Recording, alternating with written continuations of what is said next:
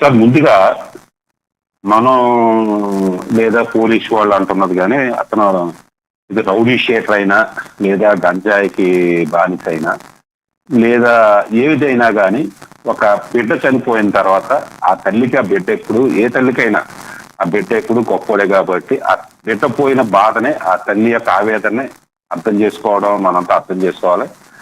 ఆమెకి ఆమె కుటుంబానికి నిజంగా హత్య జరుగుంటే మనమంతా కూడా అండగా ఉండాల్సిన బాధ్యత మనందరి సమాజం మీద ఉంది సార్, కాదని అంటున్నా. అయితే అసలు ఈ లాకప్ డెత్ జరిగిందా లేదా, అసలు అసలు పోలీసులు అరెస్ట్ చేశారు లేదా, అరెస్ట్ చేస్తే ఇది లాకప్ డెత్ జరిగిందా లేదా, పోలీస్ స్టేషన్ తప్పించుకున్నాడా లేదా, పోలీసులు తప్పించి పెట్టారా లేదా అనేది మేము తెలియకుండా ఊహించేసుకుని చనిపోయాడు అనడం ఎంతవరకు సబబు అనేది కూడా మనమంతా ఆలోచించాలి. నాకున్న ఇన్ఫర్మేషన్ ప్రకారం ఈ ఇన్సిడెంట్ ఒక నెల క్రితం జరిగిందని నాకు ఇన్ఫర్మేషన్ ఉందండి.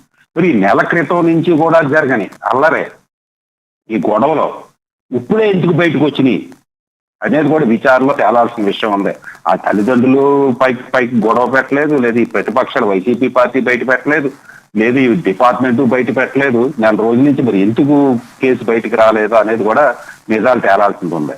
అయితే ఈ లాకప్ డెత్ ఏదో తెలుగుదేశం గవర్నమెంట్ వచ్చి కొత్తగా కనిపెట్టింది టర్మేం కాదు సార్. ఇది నేనేది ఇందాక నేషనల్ న్యూస్ అదే మీడియా చూస్తుంటే దేశంలో ఆన్ అన్ యావరేజ్ సంవత్సరానికి 120 నుంచి 140 లాకప్ డెత్లు జరుగుతున్నాయి సార్ దేశంలో.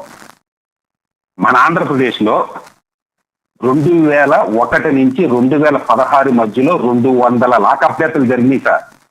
నేను నేషనల్ న్యూస్ రిఫర్ చేస్తున్నాను, నాకు సొంతంగా డేటా లేదు సార్. అంటే 2001 అంటే 2001 నుంచి 2004 వరకు చంద్రబాబు నాయుడు గారి ప్రభుత్వం ఉంది. 2004 నుంచి 2014 వరకు మరి రాజశేఖర రెడ్డి గారు, కిరణ్ కుమార్ రెడ్డి గారు, ఈ కాంగ్రెస్ గవర్నమెంట్, జగన్మోహన్ రెడ్డి గారి కుటుంబం గవర్నమెంట్ లో కూడా లాకప్ డెత్లు జరిగినాయి.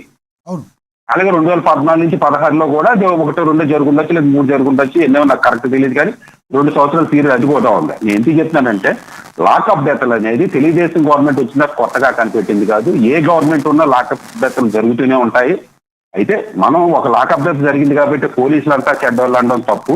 ఎందుకంటే దేశంలో మన రాష్ట్రంలో అనేక వేల పోలీస్ స్టేషన్లో రోజుకి అనేక వేల కేసులు వస్తుంటాయి, అనేక వేల మంది పోలీస్ స్టేషన్కి వెళ్తుంటారు, ఒకటారా జరుగుతుంటాయి. అంతే తప్ప దాన్ని జనరలైజ్ చేసి పోలీసులు అంతా చెడ్డోళ్ళు, హోమ్ డిపార్ట్మెంట్ అంతా నీరు గారిపోయింది అని అనకూడదు. అయితే లాకప్ డెత్ జరిగితే మాత్రం ఖచ్చితంగా నిందితుల మీద, పోలీస్ ఆఫీసర్ల మీద, దానికి సంబంధిత అధికారుల మీద చర్యలు తీసుకోవాలి, సస్పెండ్ చేయాలి. అందులో నో డౌట్ బాధితుడికి నష్టపరిహారం ఇవ్వాల్సిన బాధ్యత ఉందండి, దాంట్లో తప్పేం లేదు. అలాగే వైసీపీ గవర్నమెంట్ లో కూడా లాకప్ డెత్లు జరిగినాయి. ఉదాహరణకి 2023లో అనంతపూర్లో కూడా ఒక లాకప్ డెత్ జరిగింది, పెద్ద ఇష్యూ కూడా జరిగింది. లాకప్ డెత్ లేదో తెలుగుదేశం గవర్నమెంట్ కనిపెట్టింది, ఏదో వాస్కోడిగా అమెరికాని కనిపెట్టినట్టుగా తెలుగుదేశం కనిపెట్టింది, లేదా కూటమి కనిపెట్టింది అంటే తప్పు. అయితే ఇక్కడ లాకప్ డెత్ జరిగిపోతే అది సరిగి ఒక బాధితుడు చనిపోతే కాపు యువకుడు హత్య లేదా కాపు యువకుడు లాకప్ డెత్ అర్థం ఏంటంటున్నా అంటే కాపు యువకుడు చనిపోకూడదు కానీ కమ్మ యువకుడు, రెడ్డి యువకుడు, దళిత యువకుడు, బీసీ యువకుడు చనిపోవచ్చా? ఒక లాకప్ డెత్కి కులాన్ని ఎందుకు అంటగడుతున్నారంటున్నా. అది ఎంతవరకు సబు? ఇప్పుడు దిశ ఘటన జరిగిందండి హైదరాబాద్ లో. ఆమె పేరుని రెడ్డి అని ప్రొజెక్ట్ చేయకుండా దిశ అని పేరు మార్చి దిశ అనే ప్రొజెక్ట్ చేశారు. సమాజం అంతా కూడా అండగా నిలిచింది. ఒక రెడ్డి అని ప్రొజెక్ట్ చేయలేదుగా. రాజశేఖర రెడ్డి గారి విమాన ప్రమాదంలో మహానేత చనిపోయాడు అన్నారు కానీ ఒక రెడ్డి కులానికి అన్యాయం జరిగిందని అనలేదుగా. ఎన్టీ రామారావు గారు చనిపోయినప్పుడు అయ్యో యుగ పురుషుడు అన్నారు కానీ కమ్మనాయకుడి చనిపోయాడు అన్యాయం జరిగిందని అనలేదుగా.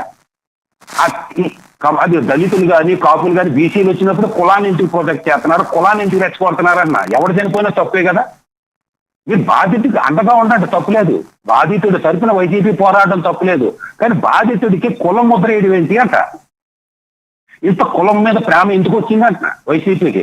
మరి ఇదే వైసీపీ కాకినాడలో దళిత ఆడవాళ్ళని, జనసేన లేడీస్, కాపు స్త్రీల్ని ఎలాగ బాధ పెట్టారో, ఇది టచ్ చేయలేని ప్లేసుల్లో కూడా టచ్ చేసి ఎలా చేసినప్పుడు వీడియోలు చూశాను. ఆ రోజు ఏమైపోయింది, వాళ్ళు కాపులు కదా.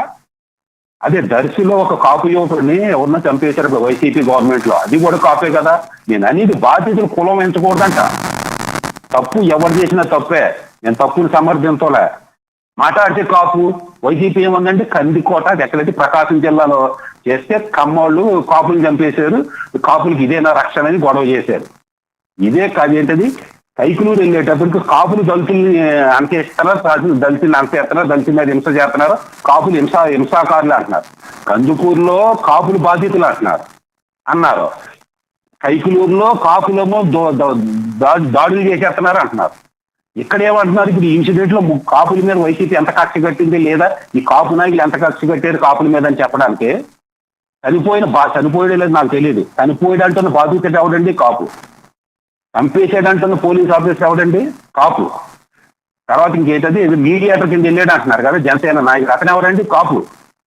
అంటే కాపులు ఒక రౌడీ షీటర్లో, కాపులు కాపు ఆఫీసర్లో ఒక మర్డర్ ఇది హత్యాకారులు, కాపు మీడియేటర్లు, కాపు రాజకీయ నాయకులు మీడియేటర్స్ హత్యలు మీడియేట్ చేస్తుంటారని ప్రొజెక్ట్ చేయడం కోసం కాపు ముద్ర వేస్తున్నారా, లేదా దీనికి వెనకాల ఏమైనా బలమైన కారణం ఉందా? ఒక్క నిమిషం సార్, ఇది ఎంతవరకు సబు అంటున్నా. మీరు బాధితుడికి పోరాడండి. మీరు కానీ కుల నాయకులు కానీ కుల సంఘాలు కానీ బాధితుడికి పోరాడండి, బాధితుడికి ఉండండి, అండగా ఉండండి, ప్రభుత్వాన్ని నిలదీయండి, ముక్కు తీయండి, ఇన్ఫర్మేషన్ తీయండి, తప్పులే, దీన్ని నేను సమర్థిస్తా. కానీ కుల ముద్ర మాట్లాడితే కాపులకు అన్యాయం జరిగింది, కాపులకు అన్యాయం జరిగింది.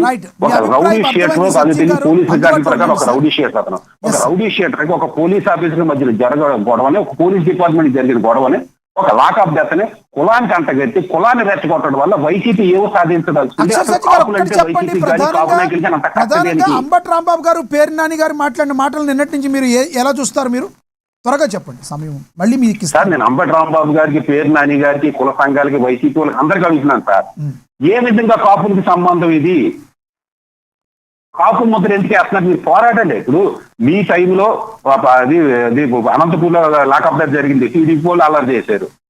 టీడీపీ టైంలో లాకప్ డెత్ జరిగింది, మీరు అల్లరి చేయండి, లేదా రాజకీయ ప్రయోజనాల కోసం చెయ్యండి, తప్పులేదు, రాజకీయ పార్టీ లక్షణాలు ఇవి. కానీ కుల ముద్ర వేయకండి అంటున్నా. కులం ముద్ర వేసి మీరు ఏమి సాధించారని కులాన్ని ఎందుకు ఇదిలో లాగుతున్నారు? కులం మీద ఎంత కక్ష కట్టడం దేనికంట?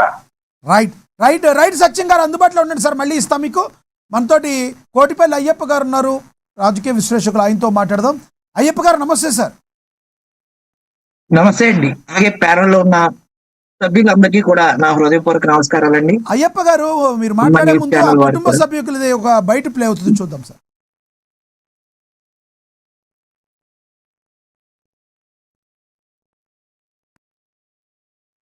పోయిన నెల 9వ తారీఖున కృష్ణలంక స్టేషన్ నుంచి 2 కానిస్టేబుల్ మా ఇంటికి వచ్చారు. వచ్చి నా చేతిలో ఉన్న ఫోన్ తీసుకొని నిన్ను కృష్ణలంక సిఏ గారు నాగరాజు గారు రమ్మన్నారని చెప్పి తీసుకొచ్చారు. ఉదయం 11 గంటలకి నేను వెళ్ళిన తర్వాత లోపల నన్ను పిలిచి నీ కొడుకు ఎక్కడా అని అడిగాడు. అడిగితే మా అబ్బాయి ఇక్కడ ఉండట్లేదు కదా అయ్యా, వెళ్ళిపోయాడు కదా అన్న.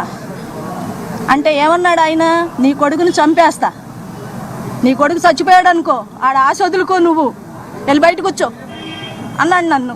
నాకు భయం వేసి ఏంటయ్యా అలా అంటున్నారు, అలా అనమాకండి, నాకు ఉన్నది ఆడొక్కడేనయ్యా, ఎన్నో కష్టాలు పడి బతికించుకుంటున్నాను, అనమాకండి అయ్యా అన్న. వెళ్ళిపోను ముందు అన్నాడు. ఎందుకులో ఆయన కోపం తెప్పించడం అని పక్కకు వచ్చి కూర్చున్నా. ఆ తర్వాత కాసేపటికి 1:30, 2ంటికి వెళ్ళిపోమ్మా అన్నారు పక్కనోళ్ళు. ఇంటికి వచ్చేసా సార్. ఇంటికి వచ్చి నా ఫోను ఇంటికాడ నా చేతిలో ఫోన్ లాక్కున్నారు సార్. వీళ్ళు కానిస్టేబుల్స్ ఇద్దరు నా ఫోన్ లాక్కొని ఇక్కడికి వచ్చేసారు, స్టేషన్కి తీసుకొచ్చేసారు. నన్ను తీసుకొచ్చిన తర్వాత సార్ గారు ఇలా అన్నాక నాకు నీరసం వచ్చి, అయ్యా అలా అనమాగండి అయ్యా నా బిడ్డని అని చెప్పేసి నేను ఎన్నో ఎస్ అయ్యప్ప గారు, ప్లీజ్ మీకు ఈ విషయాలన్నీ గురించి కూడా మీరు కంటిన్యూగా చూస్తూ ఉంటుంటారు. ఏంటి మీ రెస్పాన్స్ అంటే మీరేమంటారు? నేను ఒకటే చెప్తానండి, రౌడీ షీట్ అంటే అర్థం ఏంటో ముందు ఈ ఆంధ్ర ప్రజలకి తెలియాలి. రౌడీ షీట్ అనేది ఎటువంటి చట్టబద్ధత లేనిది, పోలీసులు ఇంటెన్షనల్ గా పెట్టేది. ఒక్క పోక్సో కేసులో ఉన్నటువంటి వ్యక్తులకి ఒక ఏలూరు రేంజ్ లో దాదాపు 3700 మంది అమాయకమైనటువంటి పిల్లల మీద రౌడీ షీట్లు ఓపెన్ చేశారండి. అవన్నీ నేను క్లోజ్ చేయమని చెప్పి నేను హైకోర్టుకి కూడా వెళ్ళటం జరిగింది. జస్టిస్ సోమయాజులు కమిటీ ఏదైతే పూర్తి ధర్మాసనం పోలీస్ శాఖకి కొన్ని మార్గదర్శకాలు ఇచ్చిందండి హైకోర్టు. రౌడీ షీట్ అనేది ఒక చట్టబద్ధత లేనటువంటి ఒక పోలీస్ రికార్డు మాత్రమే. రౌడీ షీట్ అంటే ఏదో పెద్ద బూతిలాగా చూపించద్దు. ఈ రోజున 90 కేసులు ఉన్నటువంటి ఎమ్మెల్యేలు 98 మంది ఉన్నారు.